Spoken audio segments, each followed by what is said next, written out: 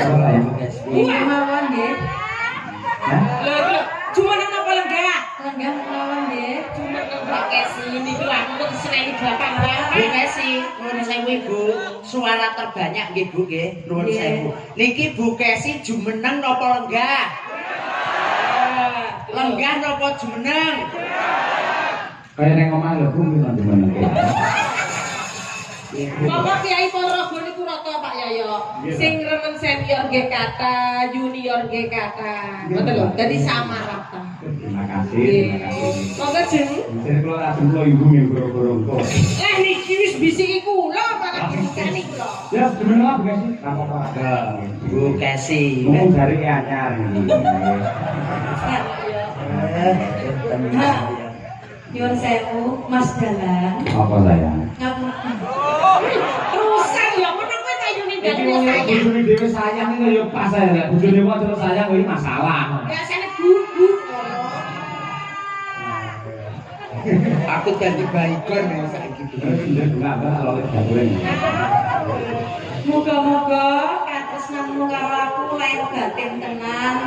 Disekseni karo warga masyarakat Purwosari ing dalu niki. Bapak Ibu nyuwun donga panjenengan nggih. Mugi-mugi Pak Dalang Cahya Kuntadi menika anggenipun tresnani kula lair batin nggih Pak.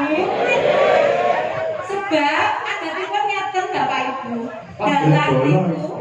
Dalang menawi mulai kondang laris kok ganteng enom tanggapane larang. Godho telung perkara niku sing mboten saged ditipataken.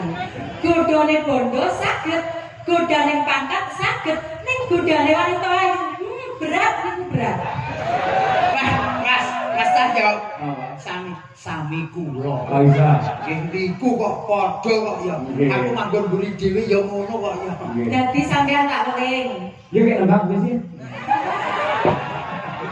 Karo ning apa? Tak seksekne karo warga masyarakat Ponorogo, khususipun Purwosari, angger mungkin Pak Cahya Kuntadi sering tanggapan teng mriki kok nganti krungu Pak Cahya duwe demenan teng Ponorogo. Tak ketok nang kene. Yo Kesi. Nah, dalem-dalem. Kula wis saestu, kula niku tenan tresna kali Mas Cahyo niku luar biasa. Mboten kulino jenenge Pak Cahyo ki selingkuh. Mboten kulino Pak Cahyo niku pacaran. Mboten kulino Pak Cahyo niku dolanan wong wedok. Rasine lho. Saking primpene kok. Saya mau duwe ra penak aku gak ngobrol wong omah-omah lho. Mboten tegeseke pripun jaga rumah tanggane jenengan. Sampeyan kudu dibelani aku, wong sing elek-elek ya. Kula niki Pak kula Mbah Sukron lah ya gaji. Kaya mubalek gitu. Terus nggih kula omah karo sampeyan aja kuwatir Bu Kesi. Anak dhewe wis papat, Pak. Papat, mama papat aku. Dari papat to. Berarti watakku piye? Omah-omah kurang tahun. 15 tahun. 15 tahun kan apa karo watakku? Apa? Karo lagi apa to? Apa? Kapan seorang Cahya Kuntadi jaraki wong wedok liya yen ana sampeyan? Bu Ibu, sampeyan terima enggak lek Pak Cahya Kuntadi duwe pacar ning kene Ibu? Khusus kali Bu Kesi nggih Bu nggih? Ya, ngono tunjak kita wedok wis mbok ponakmu ki Rino ki ayu, Girgita ki ayu wis enekno atimu Pak ben rumah tanggane awake awet. Awake dhewe rek ngembangke kesenian ngrembaka ning endi-endi. Nggih Pak ya? Ora jaraki wong wedok aku. Jaraki apri ya. Banci. Khusus warga masyarakat Purwosari, kula badhe nembangaken karyanipun Mbah Kakung Sukron Sondo para sepuh kula Langgam Sri Huning Mustika Tuban. Pripun Bapak Ibu? Mbak istrimu gimana sih akeh Mbak Lucy? Iki aku milih pentingnya kok iki biyen jare ora Sari. sampe ora tau wedhus sekali ya nek. Lah ben dino Ora tau brayok. awake biyen jaman niku nderek bayang aku jek SMKI SMA lho Pak. Ning iki saya omah. Dados Kyai Ponorogo menika kula teng mriki kados mulih nang kandhang kula. Kula nalika tasik SMA niku punut Mbah Yatno dalang guru kula omah kula teng mriki. Dadi wong Ponorogo niku senes tiang sanes kami kula ning sedaya keluarga ngoten. Ning anggar wong Ponorogo ngejot sampean telepon sampean dinya kok uangnya le ra. Mas, ki sing marai grogi iki aku ya guru kuwi. Oh. Ya kuwi sing marai grogi iki buka sing dinyang angele ram. Kuwi nek nang dalan metek. Iya. Nggih, rupuk gawe kotor niki lho botone kae Ponorogo. Pun kadung gandrung wis gak tau nyang-nyangan. Oh nggih. Nggih, wis bojone jenengan kok. Katanya loro ganti dalan. Modele grilnya Ono nggih sih. Putri kang sulistyen warani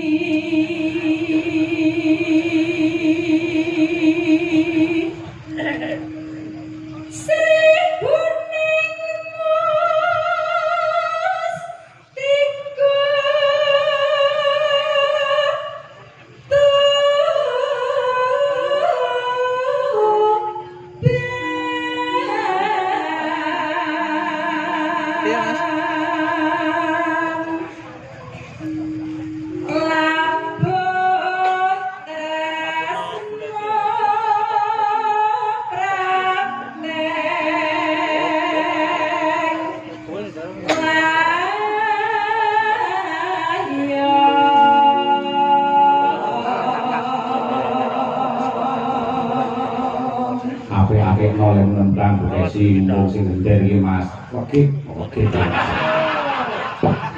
Mas Danang wae kok.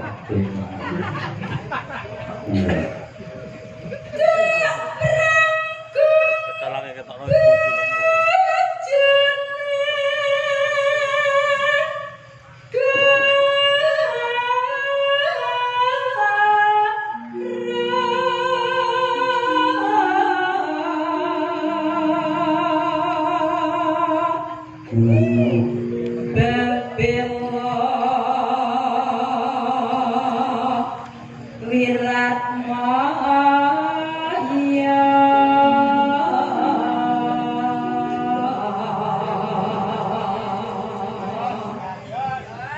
Pripun, Pak? Jos. jos Saya mawon. Kae bojo kula. Alah, nang kene ngelem-ngelem, coba nek omah gawane kopi kepahitan ngono maido. Ora dulu ora maido. Lah aku ngakene kopi teh ngono kuwi utawa sirup ra seneng. Senenge napa? Apalah, lah. Rangira seribuning mongko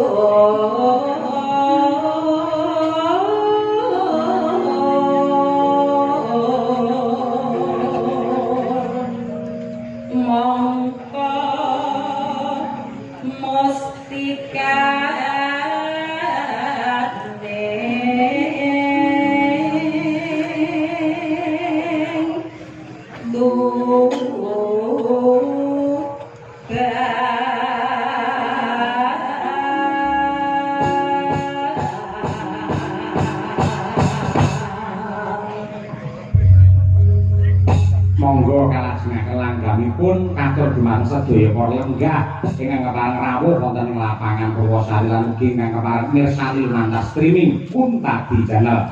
Monggo Bu.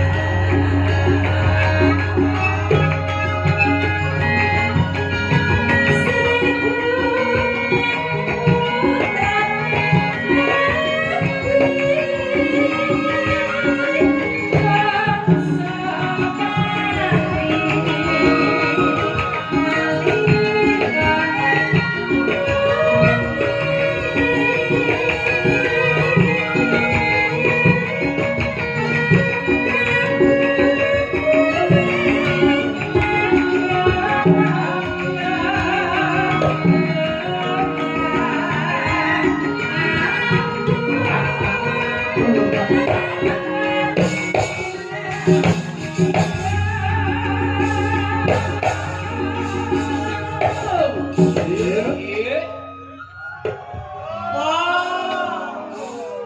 bapak-bapak, makasih ibu. Kabarnya udah pasti di Kemar. Ya kan jaman semonten lho Mbak Kesi luar biasa. Pokoke selama nunggu kabeh tresno Bu Kesi. Nggih, matur. Jeng. Saya mau sampean dhewe kok sing ora pati tresno. Ketoke lho. Sing ngomong sapa? Main Jakarta ping langit ya mung kuwi sing dadi mutiarane ati. Ora percaya. Dek kapan kae nang kono nek sing pitulasah kok mbok rangkul. Kau pas kilaf aku. Edu ora apa-apa. Piyai kamu sekali-kali nggih cuci mata. Sing penting hati ini kan hanya untuk dirimu. Kakakku tenang kowe. Aku kok dikotot sorry.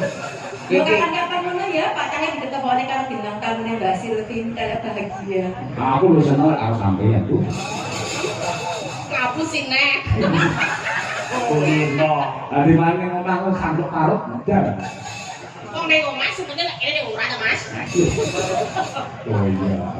Jadumen kok Kyai Ponorogo mireng ning wonten Mbak Kesi. Kangen jaman 15 tahun kepungkur ke Bu Kesi. Bu Kesi biyen nganti saiki tetep konyol. Sinden menika kaki. Adem padalang adem. Iya. Lagi antisi sapi kok. Antisipasi. Yo.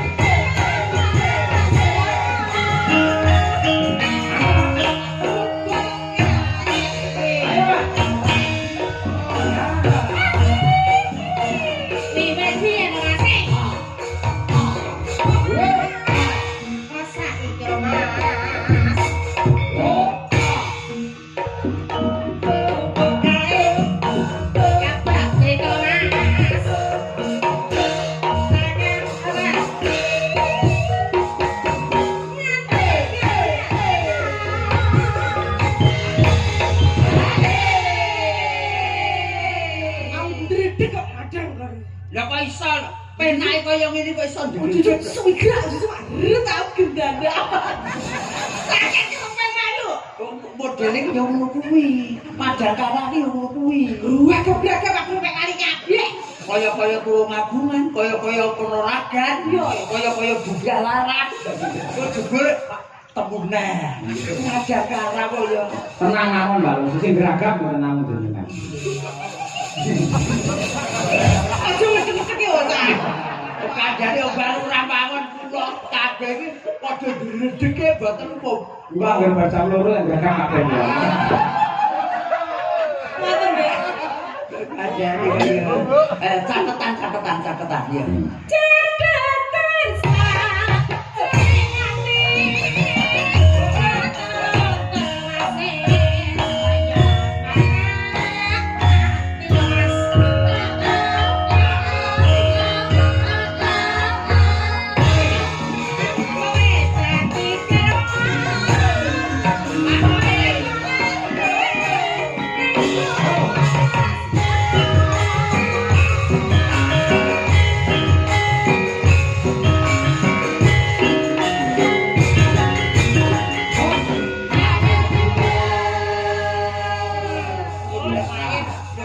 Modele pas setengah talu barang ya.